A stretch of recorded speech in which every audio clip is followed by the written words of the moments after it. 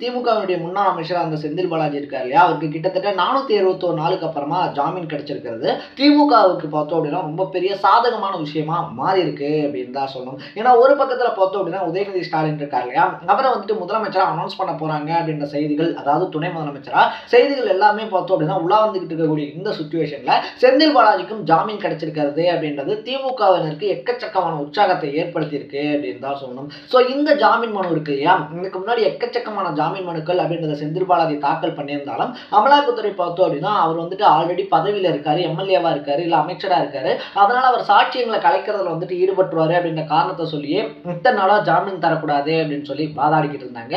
But இன்னைக்கு நடந்த விசாரணையில பார்த்தோம் அப்படின்னா உச்சநீதிமன்ற நீதிபதி இருக்கார் இல்லையா, ஓஹா அப்படின்னு சொல்லக்கூடிய நீதிபதி பார்த்தோம் அப்படின்னா நீங்க ஜாமீனும் தரக்கூடாது அப்படின்னுவீங்க, சரி ஓகே வழக்கு விசாரணை இருக்கு இல்லையா அதை சீக்கிரமா நடத்தி முடிங்க அப்படின்னா அதையும் பண்ண முடியாது அப்படிம்பீங்க.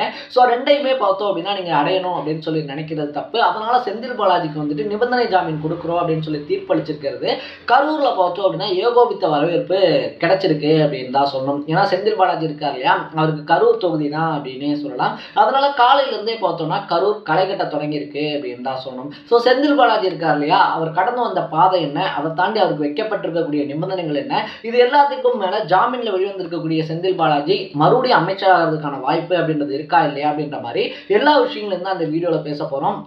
அதுக்கு முன்னாடி நம்ம சேனலுக்கு நீங்கள் புதுசாக வந்திருந்தீங்க அப்படின்னா அப்பப்போ அப்டேட்டாக போயிட்டு இருக்கக்கூடிய விஷயங்கள், அது கரண்ட் அஃபேர்ஸாக இருந்தாலும் சரி, பாலிடிக்ஸாக இருந்தாலும் சரி, ஸ்போர்ட்ஸாக இருந்தாலும் சரி, அப்பப்போ அப்டேட்டாக போயிட்டு இருக்கக்கூடிய விஷயங்களை நீங்கள் தொடர்ந்து தெரிஞ்சுக்கணும் அப்படின்னு ஆசைப்பட்டீங்கன்னா மறக்காம சேனலை சப்ஸ்கிரைப் பண்ணிக்கோங்க. First of all Senthil Balaji case இருக்கு இல்லையா, அவர் லாஸ்ட் June 14, 2023 பார்த்தோம் அப்படின்னா முறையற்ற பண பரிவர்த்தனை பண்ணாரு அப்படின்ற கேஸில் வந்துட்டு கைது பண்ணப்பட்டிருந்தாரு அப்படின்னு தான் சொல்லணும். அதுக்கப்புறமா தொடர்ந்து வந்துட்டு அவர் ஜாமீன் மனு இருக்கு இல்லையா, அதை வந்துட்டு தாக்கல் பண்ணியிருந்தாலும் கூட உடல்நிலை சரியில்லை, இல்லைன்னா வந்துட்டு இவங்க விசாரணை இருக்கு இல்லையா அதை வேணும்னே சொல்லிட்டு கால நீட்டிப்பு பண்றாங்க அப்படின்னு சொல்லி பல காரணங்களை சொல்லி அவர் கிட்டத்தட்ட 12-13 டைம் வந்துட்டு ஜாமீன் மனு கொடுத்திருந்தாலும் கூட அதை தொடர்ந்து பார்த்தோம் அப்படின்னா சென்னை முதன்மை அமர்வு நீதிமன்றம் இருக்கு இல்லையா, அதா இருந்தாலும் சரி, சென்னை உயர்நீதிமன்றமா இருந்தாலும் சரி, உச்ச நீதிமன்றமா இருந்தாலும் சரி, தொடர்ந்து புறக்கணிச்சுக்கிட்டே இருந்தாங்க அப்படின்னு தான் சொல்லணும். பட் லாஸ்ட் டைம் பார்த்தோம் அப்படின்னா ஆகஸ்ட் 8ஆம் தேதி வந்துட்டு மறுபடியும் ஜாமீன் மனு அப்படின்றத போட்டிருந்தாங்க.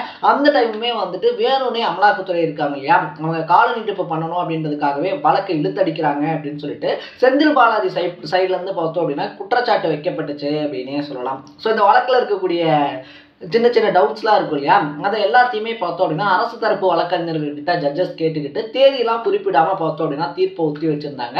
அதுக்கான தீர்ப்பு இன்னைக்கு அறிவிக்கப்பட்டுச்சு அப்படின்னே சொல்லலாம். அதில் தான் பார்த்தோம் அப்படின்னா அமலாக்கத்துறை இருக்கு இல்லையா, அதுக்கு கடுமையான கண்டனங்கள் அப்படின்றதும் தெரிவிக்கப்பட்டிருக்கு. நீங்கள் எதுவுமே வந்துட்டு பண்ண மாட்டேன், ஜாமீனும் கொடுக்கக்கூடாது, அதே நேரத்தில் நான் சீக்கிரமா விசாரணை அப்படின்றதையும் பண்ண மாட்டேன் அப்படின்னு சொல்லி ஒருத்தரை ரொம்ப நாள் சிறையில் வச்சிருக்கிறது இருக்கு இல்லையா, அது வந்துட்டு சாத்தியம் இல்லாத ஒரு விஷயம். இதுக்கு முன்னாடி நடந்த பல கேசஸ்ல என்ன மாதிரியான முறை அப்படின்றத ஃபாலோ பண்ணப்பட்டிருக்கோ அதே மாதிரியான முறைகள் ஃபாலோ பண்ணப்பட்டதான் செந்தில் பாலாஜிக்கு வந்துட்டு பார்த்தோம் அப்படின்னா ஜாமீன் கொடுக்கப்படுது அப்படின்னு சொல்லி அனௌன்ஸ் பண்ணியிருக்காங்க. ஸோ இந்த அனௌன்ஸ்மெண்ட் வெளியானதே பார்த்தோம் அப்படின்னா திமுகவினுடைய தலைவர் தமிழக முதலமைச்சர்னு சொல்லக்கூடிய ஸ்டாலின் இருக்கார் இல்லையா, அவர் வந்துட்டு மகிழ்ச்சியான ஒரு அறிக்கை அப்படின்றத வெளியிட்டிருக்காரு. வர்றவரை வரவேற்கிற மாதிரி அந்த அறிக்கை இருக்கு அப்படின்னு சொல்லலாம். அது மட்டும் இல்லாமல் கரூர் இருக்கு இல்லையா, காலையிலேருந்தே அந்த தொண்டர்கள் எல்லாம் இன்னைக்கே எங்களுக்கு தீபாவளி ஆரம்பிச்சிருச்சு அப்படின்னு சொல்லிட்டு பட்டாசு வெடிக்கிறதா இருந்தாலும் சரி, இல்லை இனிப்புகள் கொடுக்கறதா இருந்தாலும் சரி, கொண்டாட்டத்தில் ஈடுபட ஆரம்பிச்சிருக்காங்க அப்படின்னு தான் சொன்னோம். அதே நேரத்தில் இந்த ஜாமீன் இருக்கு இல்லையா அவ்வளோ ஈஸியான கொடுக்கப்படல, கடுமையான நிபந்தனைகள் விதிக்கப்பட்டிருக்கு அப்படின்னே சொல்லலாம். முதல் விஷயமே என்ன அப்படின்னு சொல்லி பார்த்தோம்னா திங்கட்கிழமை வெள்ளிக்கிழமை இருக்கு இல்லையா, அந்த 2 நாளுமே வந்துட்டு அமலாக்கத்துறை ஆஃபீஸில் போயிட்டு செந்தில் பாலாஜி சைன் பண்ணணும் அப்படின்றது வந்துட்டு ஒரு முதன்மையான நிபந்தனையாக வைக்கப்பட்டிருக்கு. இதுக்கப்புறமா பார்த்தோம் அப்படின்னா சாட்சியங்கள் இருக்கு இல்லையா, ஏன்னா இவர் வந்துட்டு அமைச்சராக இருக்காரு, இவருடைய இன்ஃப்ளூயன்ஸ் வந்துட்டு அதிகமாக இருக்குது, அதனால இவரை வெளியே விட்டால் சாட்சியங்கள் எல்லாத்தையுமே கலைச்சிடுவாரு அப்படின்னு சொல்லி தான் அமலாக்கத்துறை முதன்மையான குற்றச்சாட்டு அவர் மேலே வச்சிருந்தாங்க ஜாமீனுக்கு அகேன்ஸ்டா. ஸோ அதை தொடர்ந்து தான் பார்த்தோம் அப்படின்னா அவர் அவருடைய அமைச்சர் பதவி இருக்கு இல்லையா அதையுமே ரிசைன் பண்ணியிருந்தாரு அப்படின்னே சொல்லலாம். அப்படி இருந்தாலும் கூட அவர் எம்எல்ஏவாக இருக்காரு, அந்த பவரை வச்சே வந்துட்டு பார்த்தோம் அப்படின்னா அவர் சாட்சியங்களை கலைச்சிடுவார் அப்படின்னு சொல்லி அமலாக்கத்துறை சார்பில் சொல்லப்பட்டுச்சு. பட் செந்தில் பாலாஜி இருக்காரு இல்லையா, தொடர்ந்து அவருடைய எம்எல்ஏ பதவி அப்படின்றத ராஜினாமா பண்ணாம தக்க வச்சுக்கிட்டே இருந்தாரு அப்படின்னே சொல்லலாம். பட் இதுக்கப்புறமாவும் காலம் தாழ்த்த முடியாது அப்படின்னு சொல்லியிருக்கிறதுனால சாட்சியங்களை வந்துட்டு கலைக்கிறதுக்கான எந்த விதமான முயற்சியும் எடுக்கக்கூடாது அப்படின்றது 2வது நிபந்தனையா வைக்கப்பட்டிருக்கு. 3வது முக்கியமான நிபந்தனை என்ன அப்படின்னு சொல்லி கேட்டோம் அப்படின்னா இன்னும் விசாரணை கைதியா இருக்கிறதுனால எப்ப விசாரணைக்கு கூப்பிட்டாலும் வந்து ஆஜராகணும் அப்படின்றதும் ரொம்ப முக்கியமான நிபந்தனையா வைக்கப்பட்டிருக்கு அப்படின்னு சொல்றாங்க. அவர் அங்க இருக்காரு இங்க இருக்காரு கட்சி மீட்டிங் முக்கியமான விஷயம் அப்படின்னு சொல்லிட்டு வெளியே போயிருக்காரு அப்படின்னு சொல்லிட்டு அந்த விசாரணை இருக்கு இல்லையா, விசாரணைக்கு ஆஜராகாம இருந்தாரு அப்படின்னா மறுபடியும் அரெஸ்ட் பண்ணப்படுவாரு அப்படின்றதையும் தெரிவிச்சிருக்காங்க. அது மட்டும் இல்லாம விசாரணை கைதியா இருக்கக்கூடிய காரணத்தினால பார்த்தோம் அப்படின்னா 25 லட்சம் ரூபாய்க்கு 2 நபர்கள் உத்தரவாதம் கொடுக்கணும் அப்படின்னு சொல்லிட்டு இந்த மாதிரி முக்கியமான கோரிக்கைகள் அப்படின்றது வைக்கப்பட்டிருக்கு அப்படின்னு சொல்லலாம். ஸோ அப்படி எல்லா கோரிக்கைக்குமே பார்த்தோம் அப்படின்னா செந்தில் பாலாஜி சைடு இருக்கு இல்லையா, அந்த சைடில் வந்துட்டு எந்த விதமான ஆட்சேபனையுமே இல்லாமல் அக்செப்ட் பண்ணிக்கிட்டதுனால செந்தில் பாலாஜி வந்துட்டு ஜாமீனில் வர்றது இருக்கு இல்லையா, அது உறுதி பண்ணப்பட்டிருக்கு அப்படின்னு சொல்கிறாங்க. அவர் என்னைக்கு கரெக்டாக வராரு அப்படின்றது வந்துட்டு இன்னும் உறுதிப்படுத்தப்படாமல் இருந்தாலும் ஜாமீன் கிடைச்சதே எங்களுக்கு ரொம்ப பெரிய சந்தோஷம் அப்படின்னு சொல்லிட்டு திமுக சைட்லேருந்து கொண்டாட ஆரம்பிச்சிருக்காங்க அப்படின்னே சொல்லலாம்.